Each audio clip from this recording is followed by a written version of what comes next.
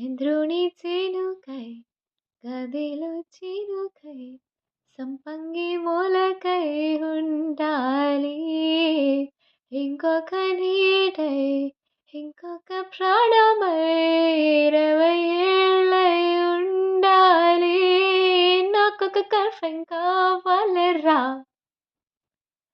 నాకొక girl friend కావాలిరా.